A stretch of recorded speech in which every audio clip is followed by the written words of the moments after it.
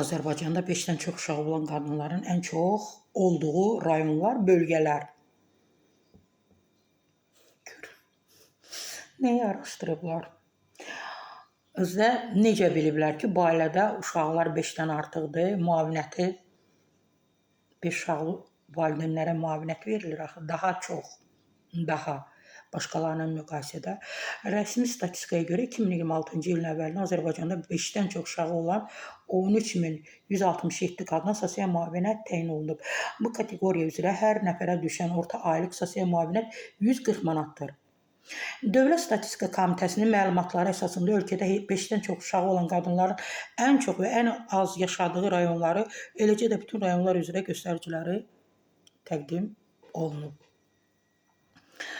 Ən çox 5-dən çox uşaqlı qadınlar bu şəhər və rayonlardadır. Adları göstərilib. Yevlax rayonu birinci yerdə dayanıb.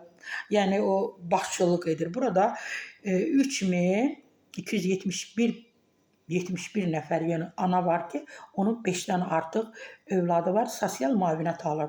Sonraki yerlərdə isə Bakı şəhərində 5720 nəfər, Astara rayonunda 542 nəfər, Cəlilabad rayonunda 460 nəfər, Şamaxı rayonunda 390 nəfər, Bərdə rayonunda 357 nəfər, Yardımlı rayonunda 307 nəfər, Sumqayıt şəhərində 305 nəfər, Xəzər rayonunda 278 nəfər, Aşırı rayonunda 272 nəfərdir ki, bunlar 5 uşağa görə müavinət alırlar. Maraqlıdır, Bakının rayonlarında necədir onlarda da, amma yəni 5-dən artıq uşaqları olan var. Maraqlıdır ki, var. Bəli, paytaxt üzrə ümumilikdə 1720 nəfər ana, 5-dən artıq onların uşağı var. Onlar da yəni qeydiyyatdadır, həm də müavinət alırlar.